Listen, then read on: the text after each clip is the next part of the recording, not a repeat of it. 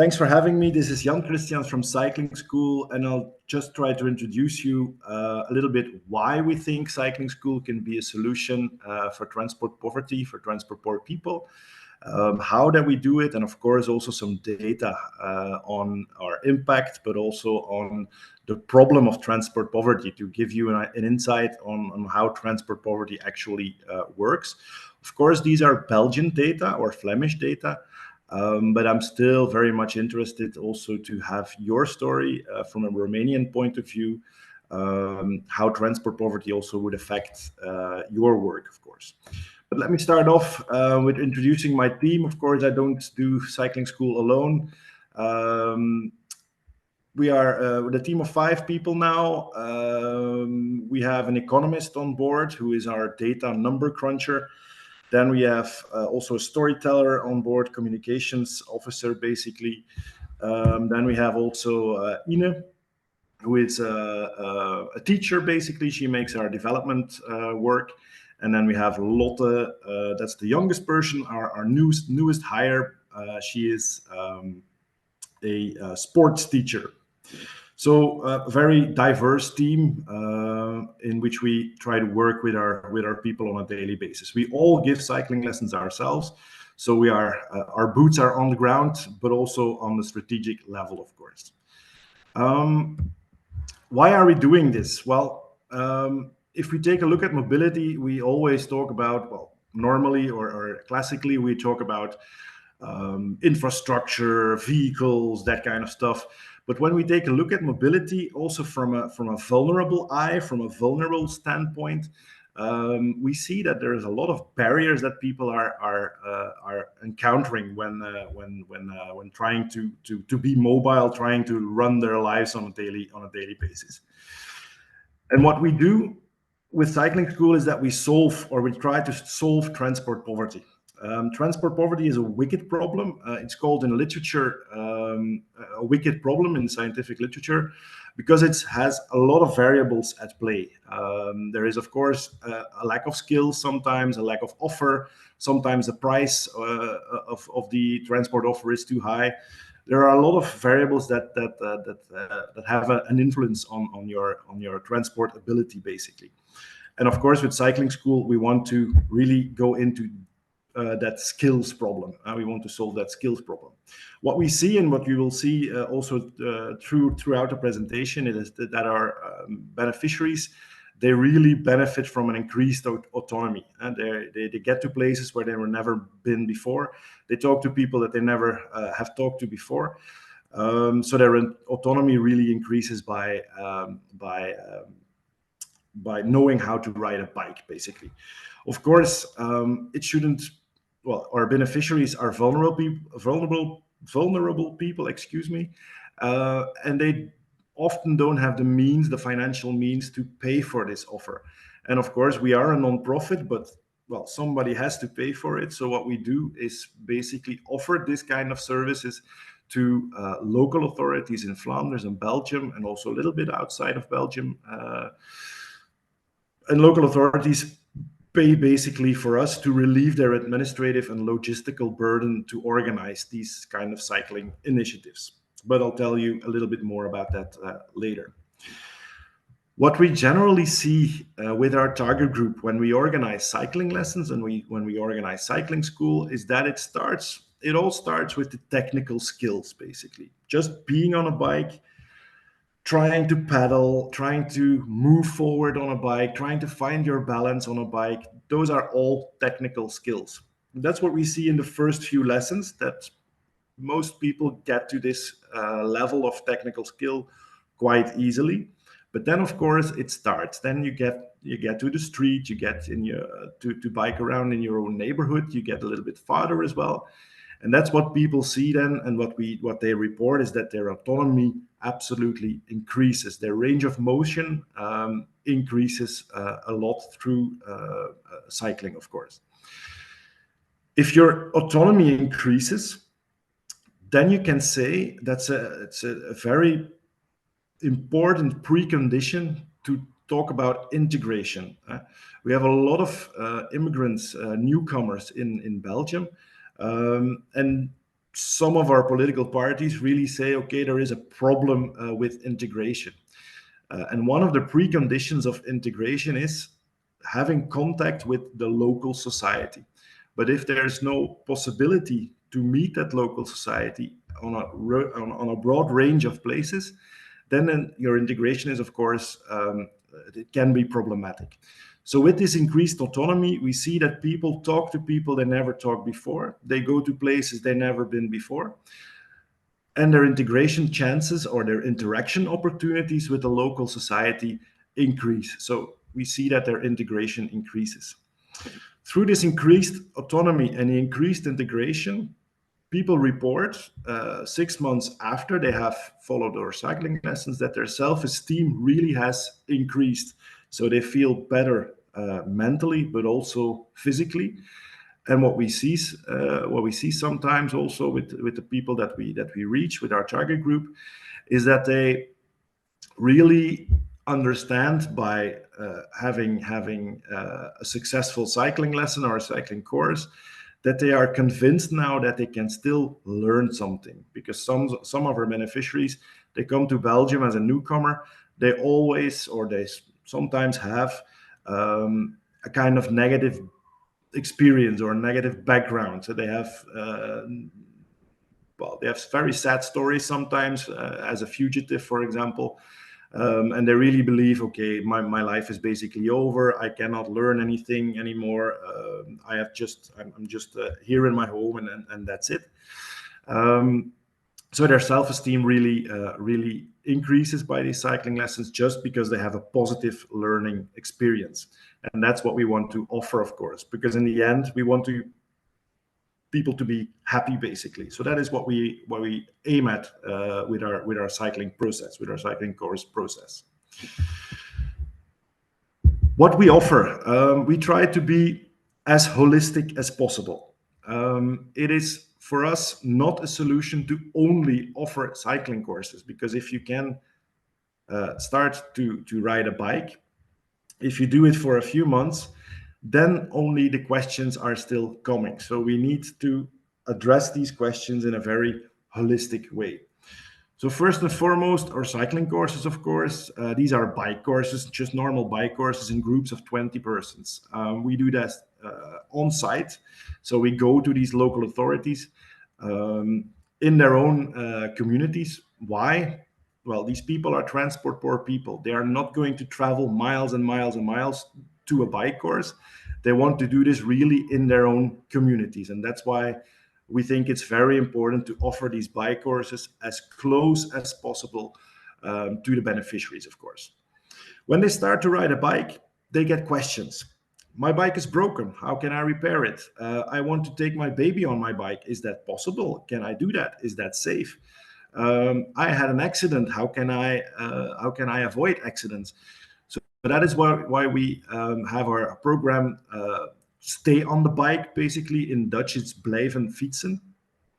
And there we give some workshops on highway code, for example, but also how to anticipate on mistakes that normal Flemish people make on their bikes, for example.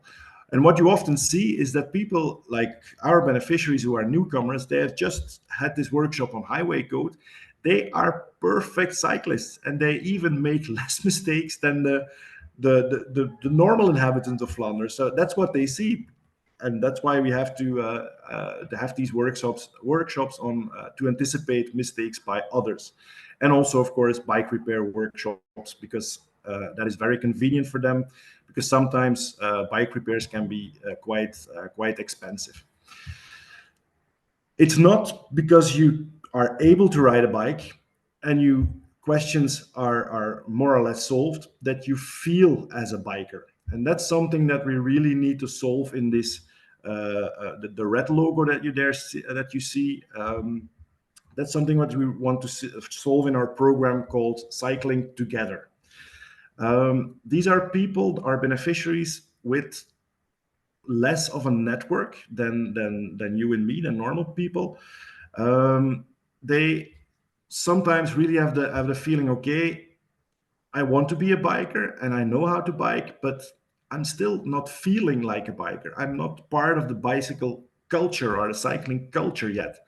And that is what we try to solve with, for example, buddy projects, bike buddies, what we call. So we make little couples and they start riding around in the city a little bit to discover new places in cities, but also discover each other a little bit and talk to each other, preferably in Dutch. So it's also a little bit of a language course there. And of course, we work closely together with different migrant communities, like for the Somalian or the Ethiopian communities in Leuven, for example. These are quite big communities. It's very important for us to talk to these key persons in these communities to make sure that cycling course is known, of course, that cycling school is known, but also to convey the advantages of cycling through these communities as well. We also teach volunteers and other trainers to become bike trainers, because of course you've seen our team. We're only 5 of us. If we want to do this in whole Belgium, we need extra trainers and volunteers to help us train other people. So we organize train the trainer course for courses for new bike trainers, but we also do a little bit of consultancy or coaching for local authorities on how to start their own cycling school as well.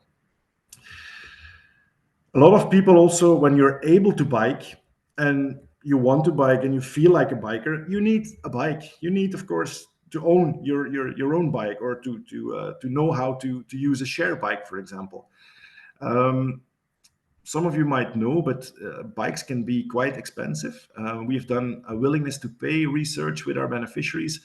And when we ask them how much would you be able to pay for a bike, they say, well, let's say between 100 and 150 euros, which in a Flemish context is really not so much for a bike. So we really have to understand how they look at this problem. So we organize workshops on, well, where you can find a good bike, a good quality bike. How do you recognize a good quality bike? Where can you buy it, for example? How does the shared bike system work?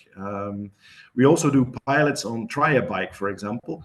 We give them 3 months, a bike for 3 months to just use in their free time, just to get used to having a bike, to owning a bike, because for them it's quite an investment to buy an own bike. And they have to think about it. They have to think about it thoroughly. So that's why we have these try a bike pilots, but we also offer rental bikes in cooperation with a social economy organization here in Leuven, but also with social economy organizations in the rest of Flanders. And last but not least, we really believe that everything that we do should have direct impact on our beneficiaries, but also on society as a whole. And that is why we really put some pressure on the impact measurement that we do. I will show you later some impact data that we have. It's a rather broad measurement system that we've set up to make sure that we can really understand what we do and how much quality or how much impact that we make with everything that we do in the cycling school. Just to give you an insight on how these bikers courses work. So first and foremost, we do a little bit of a screening because of course we ask when people subscribe, do you have some experience in biking? And most of them, 80% says, I have never seen or touched a bike before. So 80% absolutely is a zero cycling experience. Those people are of course enrolled in our courses, which is basically consisting of 15 lessons. 3 main parts in these 15 lessons. Of course, we start with the technical bike skills.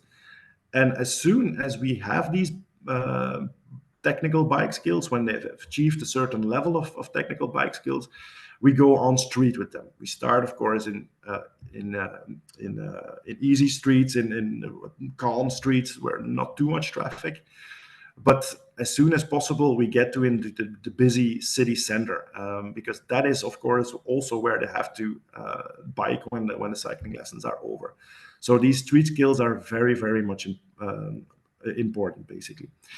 To be able to cycle on a street, of course, you have to have some knowledge of the highway code for cyclists. that is also something that we offer. So these 3 parts are in the courses. 20% of our people, they say, I have some experience, I can already bike a little bit. These people, most of them needs just some extra exercise. For them, we have these extra exercises, for example, on highway code, but also on the thematic side. For example, we enroll them in this bike buddy project, for example, I talked about earlier, where they can, for example, also practice their Dutch speaking skills.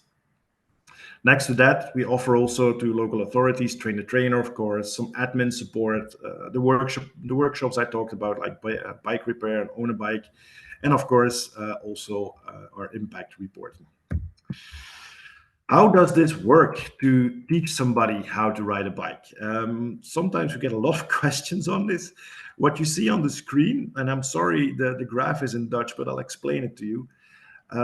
What you see on the screen now is the blue line is basically the learning curve that people go through based on the moment where they get on the bike the first time. So when they start pedaling for the first time. You see that's rather fast. So after 4 or 5 lessons, most of the people achieve this level of technical skill to be able to pedal a bike. The red line is the learning curve when people get on the street for the first time. So basically, they go alone cycling on the street.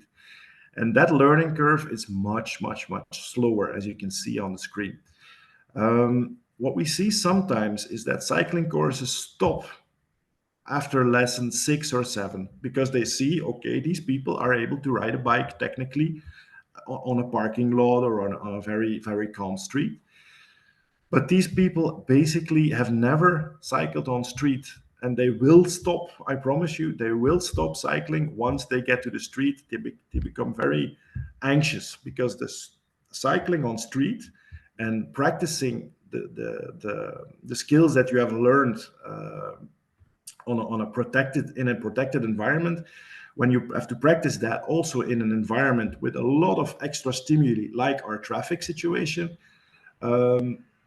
people stop, people get anxious, people don't want to bike anymore. So we really have to practice also this street skills or this street ability, basically. So after lesson 12 or lesson 13, most of our people, more than 90% of our people, is able to ride on street using the technical skills that they learned, but also applying their knowledge on highway code and organizing themselves, basically handling themselves on a bike in busy traffic. This is not important. No, this is something what we always try to convey as a message also to local authorities, because now we've talked a lot about what we do, but not why we think local authorities should do this. First and foremost, we think cycling and organizing cycling schools like this can break the cycle of transport poverty. I will come to that later also with some data. Why we think this the cycle or the bike can break transport poverty. What we offer also to local authorities is that we think we can relieve their administrative burden. Cycling courses are not the key task of any transport official or any welfare official in a city authority. It's just a task that comes at their desk at some time, which they don't have time for. Sometimes there is no money for it even. So what we think we should do is offer them really a holistic package. So we take care of recruitment, promotion, course, aftercare, evaluation, the whole brick, basically. So that city officials, transport officials can really focus on their core business as well. Why should you do cycling courses in a local authority? Well, because it's very simple. It's very simple to organize, but it's a very effective action in your bike policy. As I said before, bike policy often entails infrastructure and campaigns and more or less expensive and sometimes very complex measures. While cycling courses or organizing cycling courses is very simple and it's not that expensive. So with a simple but effective initiative, you can initiate an action within a policy period, and it even can be also concluded within a policy period. So it's also good to convey to your constituents as an alderman, for example, that you have done this, and you can show for it. It also offers some support, or some greater support for your bike policy. When you see cycling courses happening in a local authority or in a city, is a very visible, it's a very tangible action that people really see on street, that the city is working on improving their cycling policy, improving their bike policy, and showing that they are really doing something very practical about biking. So it's a very visible, concrete action that any local authority can basically do. So transport poverty, and now we are going a little bit into depth of this problem of transport poverty. Basically, and it's of course a simplified version of the scientific literature, but it's a summary. Transport poverty, basically, it works like a vicious circle. When you have no means of transport, or less means of transport than the normal population, basically, your chances to get a job are really, really, really slim. Which means that your financial capacity will not be as big as the normal population, which of course will also mean that your means of transport gets very limited, because bus prices or bus fares can be high. Owning a car is totally out of the question, and sometimes buying a bike is really expensive. And so the circle goes on. No means of transport means no job, means no financial capacity, means no means of transport. So there is a circle which is very hard to break out of. To give you some insight in the Flemish situation, even in Western Europe, for example, 7% of our population has no access to a car, a bike, or a motorbike. So these people are really, really, really public transport dependent. And if we take a look at the 7%, there are always families with less than 3,000 euros family income, which in Flemish context is really at the lower level of income levels. And even 60% of these families have a less than 1,500 euros a month to live with, which is more or less below the poverty line in Flanders.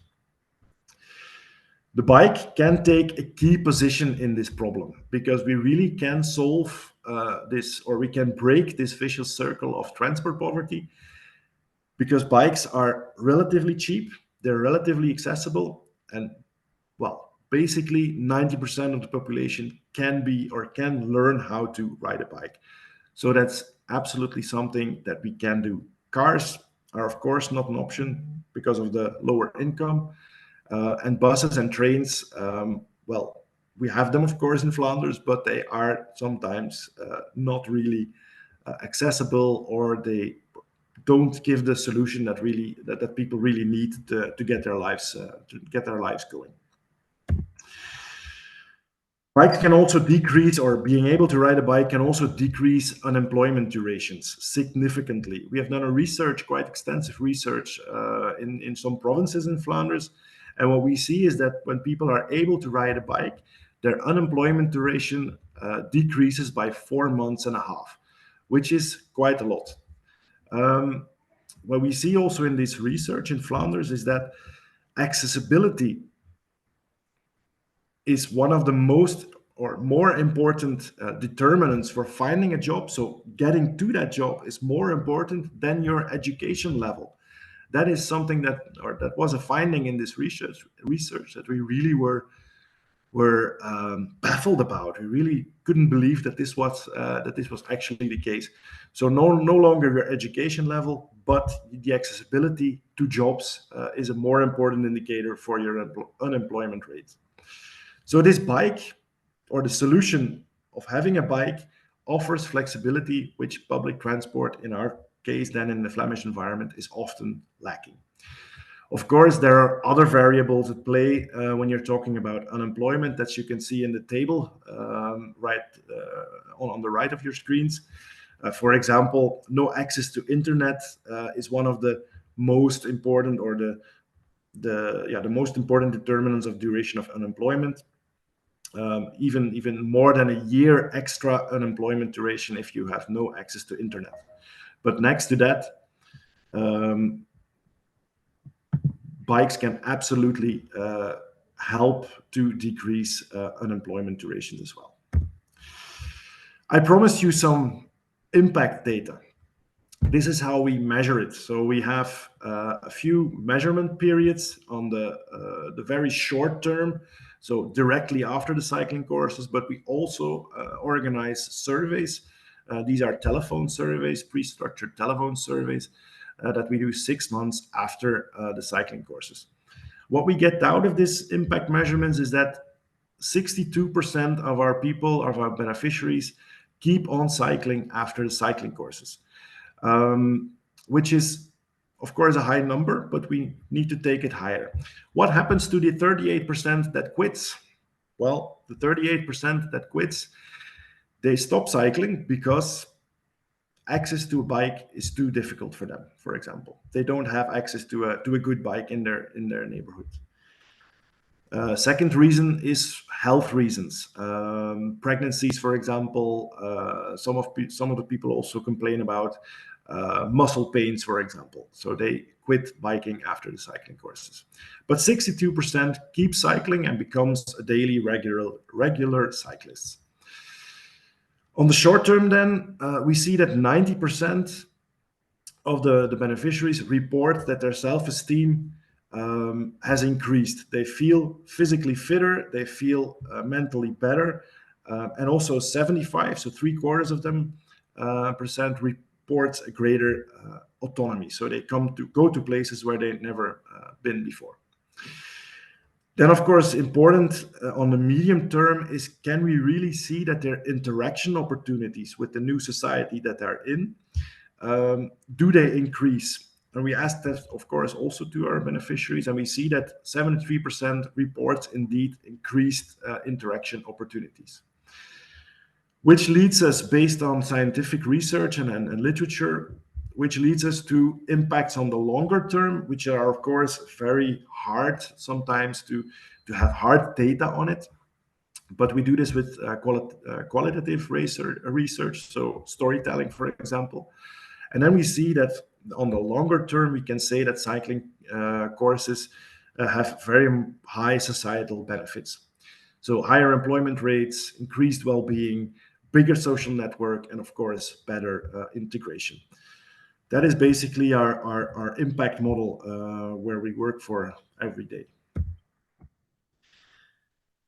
I always show this slide to local authorities who still are not believing us after all these slides. This is not something that we found out. It's a research bureau here in Flanders who has done a cost-benefit analysis on cycling courses. And what we see is that the societal business case is really crystal clear.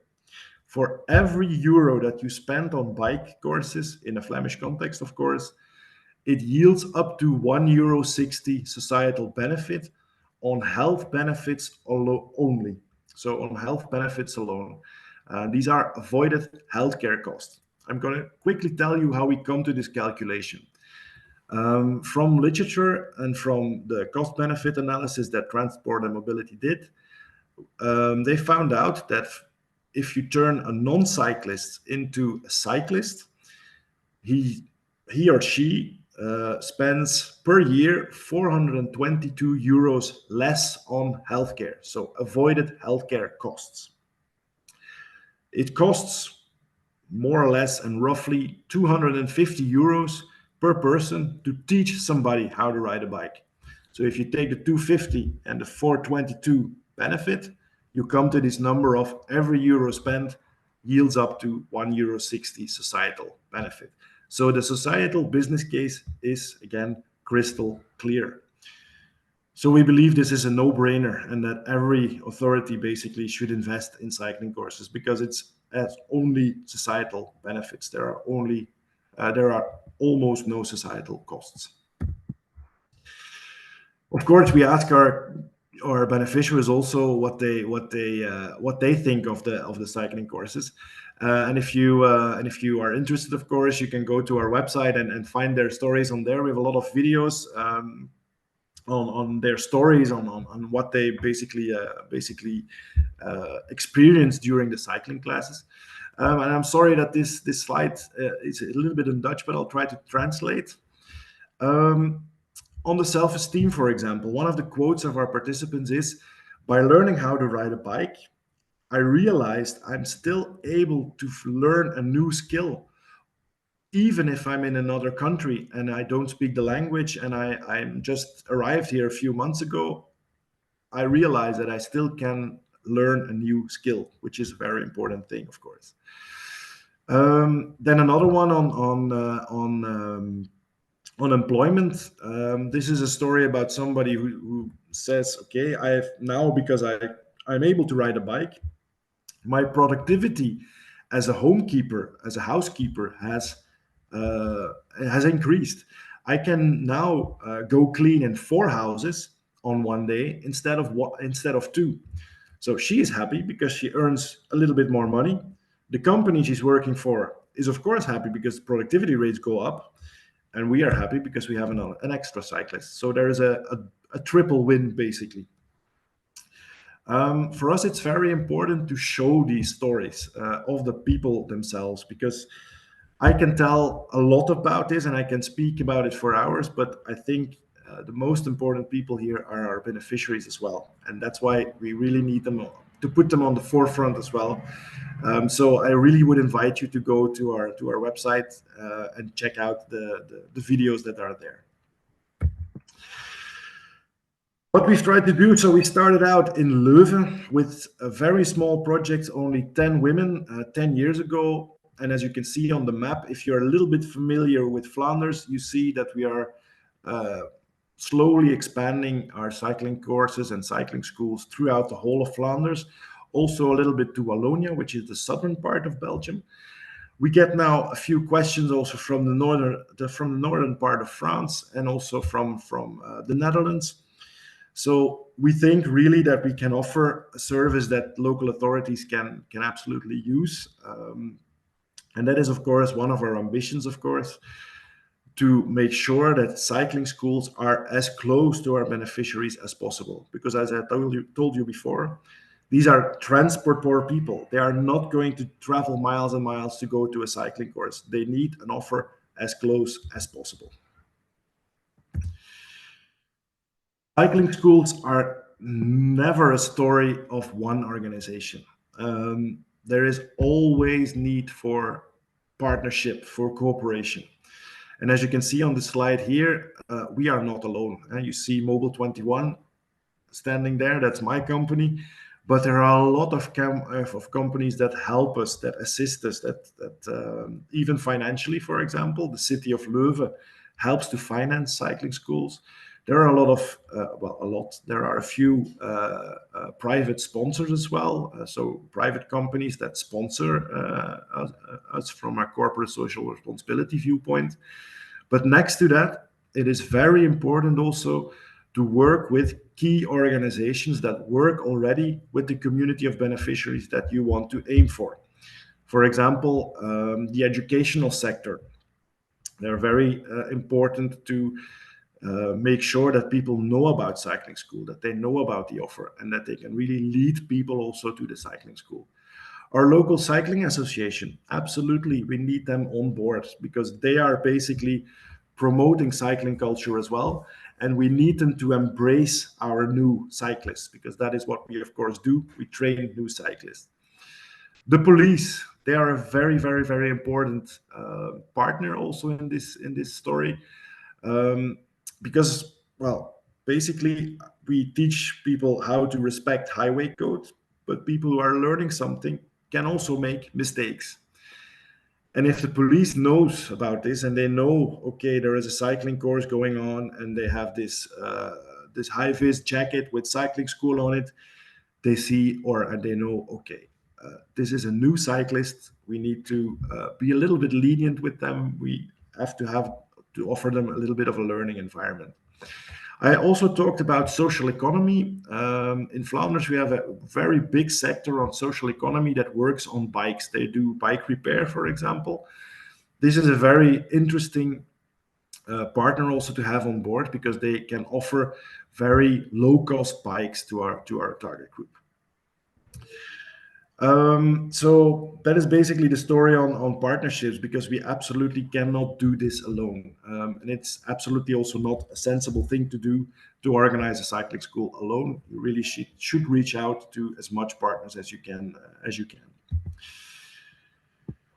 When we started off 10 years ago, 12 years ago, cycling courses were a little bit like, wow, that's something for non-profits, and it's not interesting, and there is no business case behind it, and well, we want to do it, and it's because, well, we believe your story, but okay, nothing too much to say about it.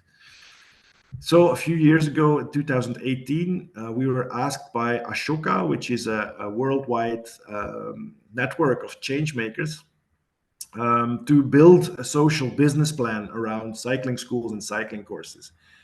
And there was, of course, something to win. It was a sort of a race, an award race, and we won.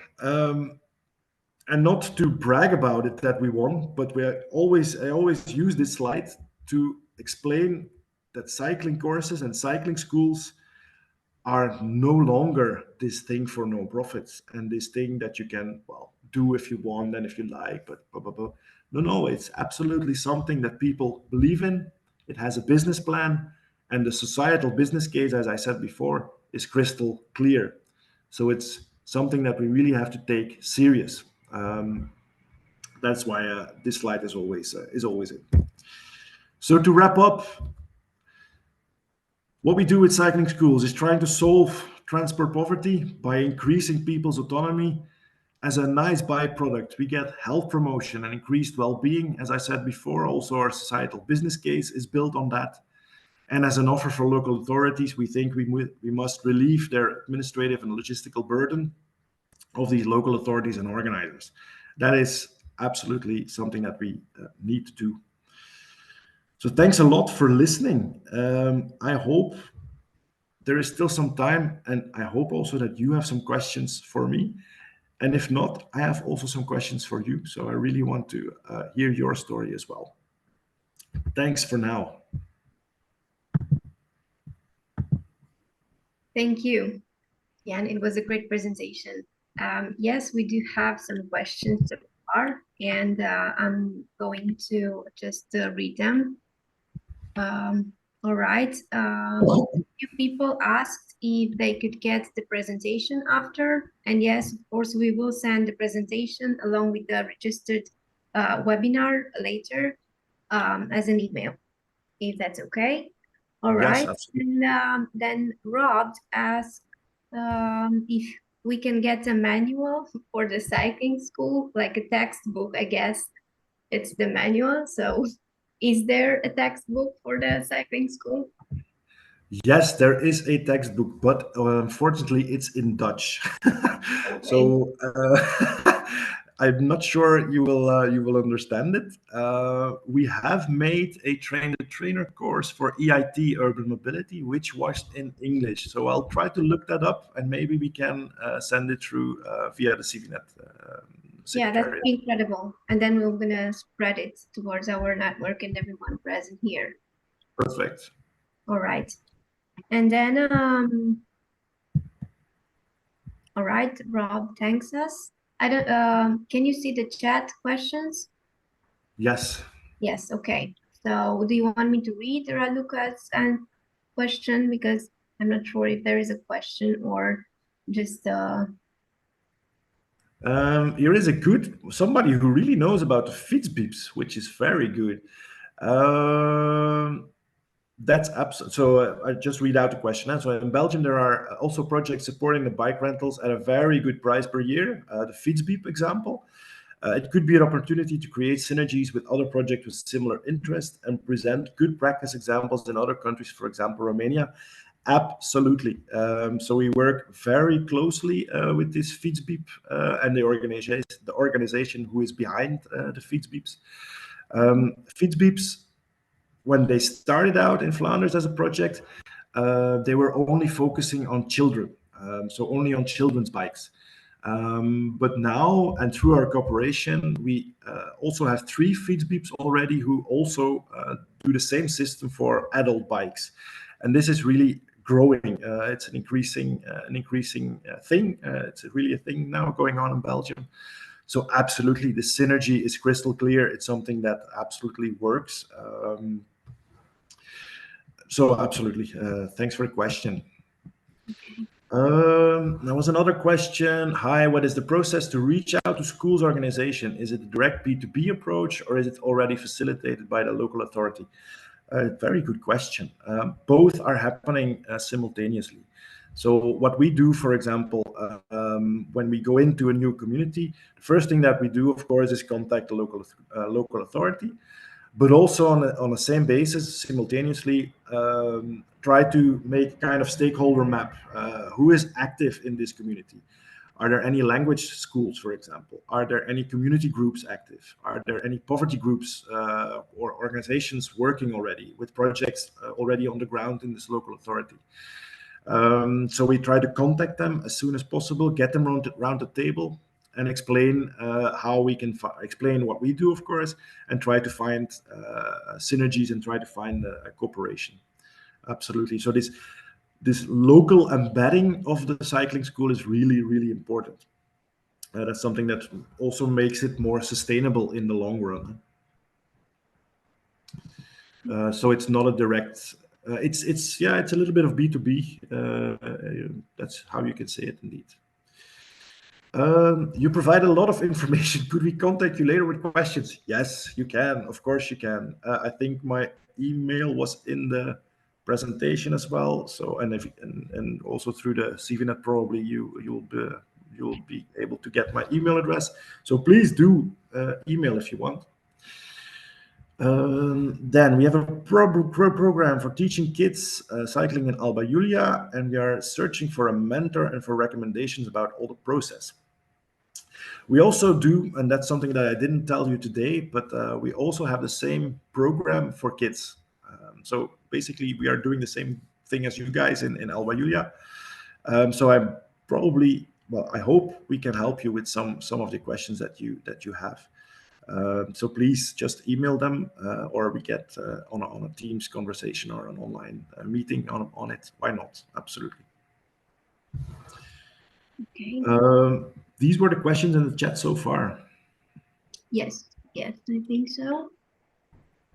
And we will, send all your contact information together with the email. So if everybody has more questions for later, I think you're to answer them. Thank you so much for all the questions. I have one more questions for the audience. Maybe if somebody wants to go, because for us, of course, the main entry point for all this cycling school is transport poverty and finding a solution for it. But it's for me hard to understand if in Romania, for example, do you also recognize this problem of transport poverty, or is it a little bit build others or is it another kind of problem basically than in Flanders? If somebody knows something about it or has some data on it, would be absolutely nice to hear about it.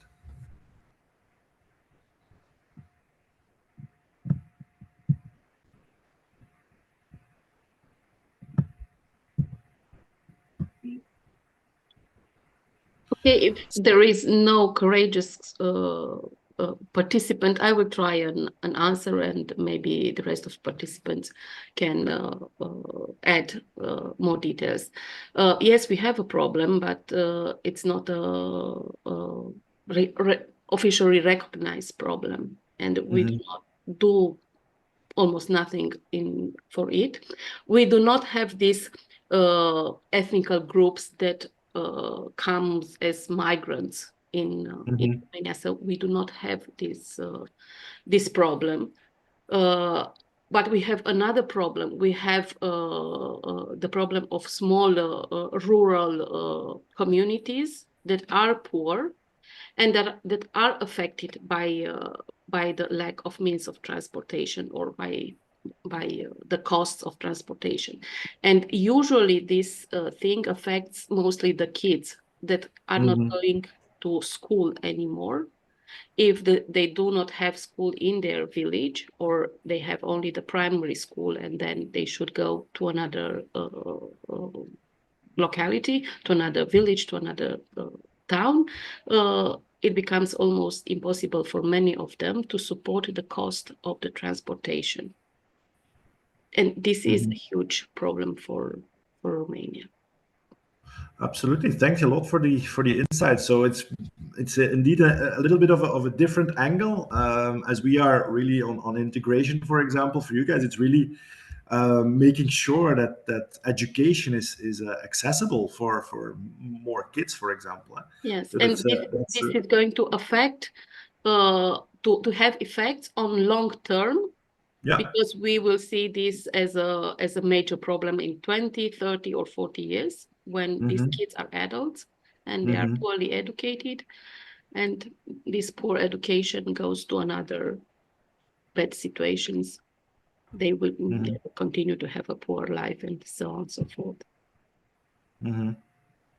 Perfect. Yeah, that's very interesting. And I think, well, the impact story is already there. If you can just show that you can have kids going to school by bike, for example, and to have it more accessible, the impact is there. The societal benefit is already there.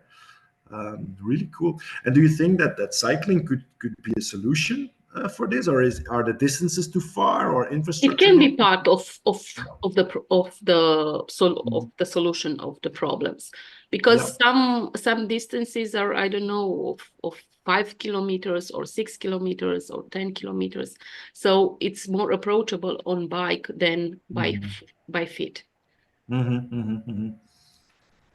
Well, great. Then I think there is a whole range of options that you can do in Romania. Absolutely. Cool. And I hope your presentation was an inspiration for the people who participated, and maybe they get ideas.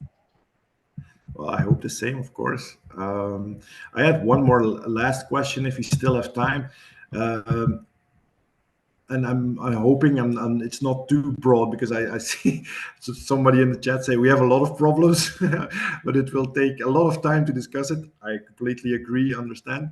But if you must name, for example, let's say 3 barriers or 3 opportunities for cycling in Romania, which would they be?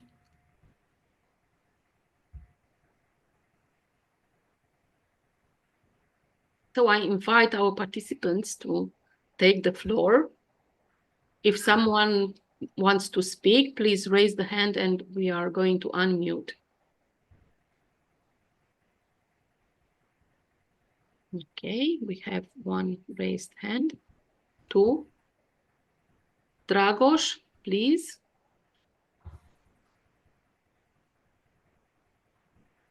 Hello, can you hear me? Yes. Perfect, great. Thank you for the presentation. That was really inspirational and really good insights. In answer to your question, I guess one big barrier on that is like the social norms in the country and the perception when it comes to how the bike is perceived or not perceived as a mean of transport on one hand. And possibly is the reluctance from people when they don't have the infrastructure, and the lack of commitment in many cases from the, I don't want to say political spectrum, but definitely that lack of commitment at a higher level within the local authority, for instance, to really promote this and really support and offer the framework needed to get there. Those would be the main barriers, which I perceive as being the most impactful, to say so, in a negative way this time, but those would be the main starting points to tackle, possibly. Yeah, sounds very sensible what you say, indeed, absolutely.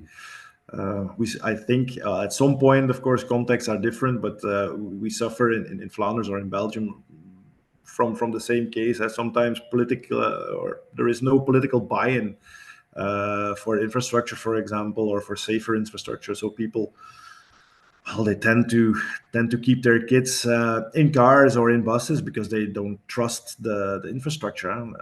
So that's something that we absolutely have to and tackle. the messaging, and the messaging reinforces the status quo currently, which is difficult to shift, and that's probably the one of the first things which would unlock, or at least partially, those three barriers to change the perception that way, and then change the narrative slightly as a starting point. Yeah, completely agree. There was somebody else who raised a hand. Rainy, please. You have to unmute yourself. Yes. Okay, can you hear me? Yes. Yeah, in general, our main problem is, and I don't want to name the institution, but it is more or less with the legal framework that we have in place. So basically, at the one hand, you are not allowed to drive on public roads with a bicycle, ride a bicycle on public roads, if you are younger than 14 years old. So in no way, even if there is a cycling lane, there is no way for you to go on a public road. The only chance for you to go on a bicycle if you're younger than 14 years is obviously if you go with a bicycle in a park. So you have to imagine while you are doing cycling training, and these things are essential for us, you can't start with the most important age group. Not necessarily most important, but that age group that is essential for the future. Meanwhile, we have cycling, we have young people cycling in national competitions that are under 14 years old. So how do they cycle legally? And on the other hand, we need design standards. We don't have national design standards nor local design standards which are updated. With this in mind, it is nearly impossible to build correctly designed cycling lanes. The actual standards that we have in place are from 1991, and they basically tell you that you have to build a cycling lane which has 1 meter width. Now there's a new law which extends this width to 1.2 meters, but it has to be 1.5 meter apart from any traffic flow. So imagine that is basically they're writing in the standard that you have to build cycling lanes on the sidewalks, because it is impossible to make a buffer of 1.5 meter. And it's unnecessary. I mean, I have already checked most of the laws and regulations in many European countries.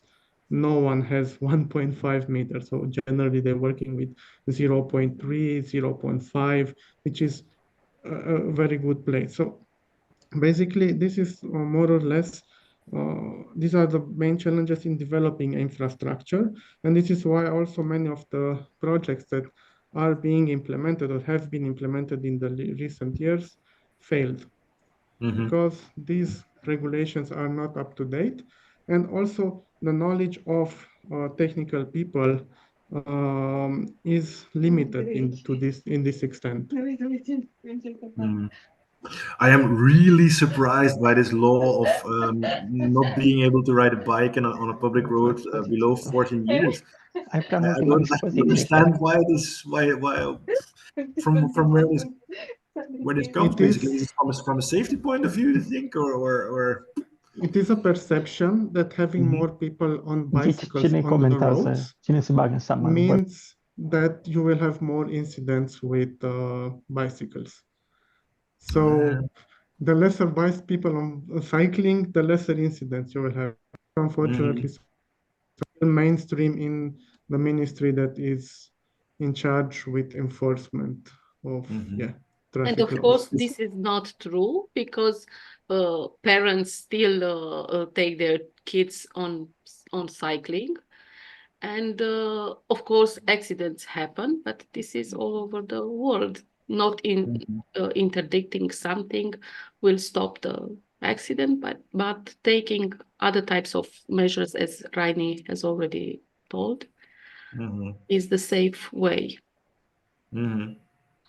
But in our ministry, in our transport ministry, and development ministry, there are too many drivers and too few cyclists.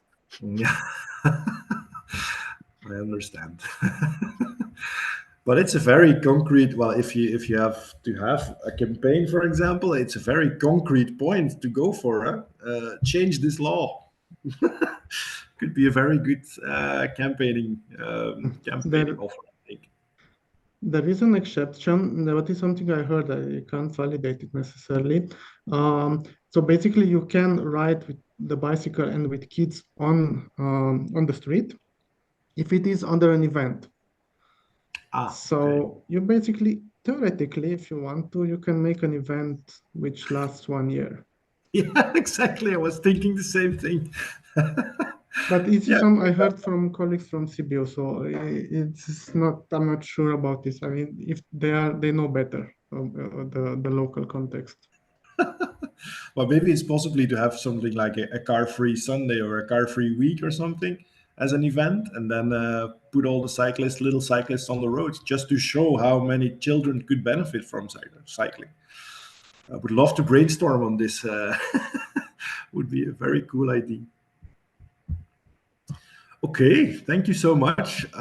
It was really interesting for me to understand how this context works, because, well, you can indeed invent lots of stuff on cycling courses and offer. But if there is, for example, this kind of law which prohibits children under 14 to cycling on public roads, then that's a whole different ballgame. Then you really have to find other ways of offering this, for example. So, really interesting for me to understand the Romanian context a little bit more. Miruna? Yes. I'd also like to add maybe that our main problem is the mindset and our attachment to the car. It still occupies a very important role as a status, as a way of commuting. And maybe we do not leave enough space for the bike. Mm-hmm. And of course, we don't have the infrastructure, the legal frame, the design regulations to make it possible.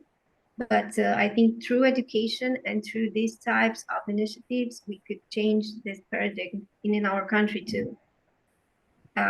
So this is why I'm very happy that we all here today were able to learn maybe a little something from your project and try to translate it in our context. It's a challenge, it's going to be hard, but through these types of meetings, of idea changing and brainstorming, and of course then trying to implement and trial and error process, we can find a solution here too. And I have to admit that I can cycle pretty well, but when I was in Belgium, I still had a little bit of anxiety to go to the roads there. So yeah, it's always good to still be able to improve your skills, your social skills, your technical skills. And yeah, thank you so much for the presentation. My pleasure. My pleasure. Thank you, Jan. Okay. If there are not any more questions, now I think we can put an end to this webinar today. Thank you everyone for participating, and we will see you soon. Thank you all. Bye-bye. Bye. La revedere. La revedere.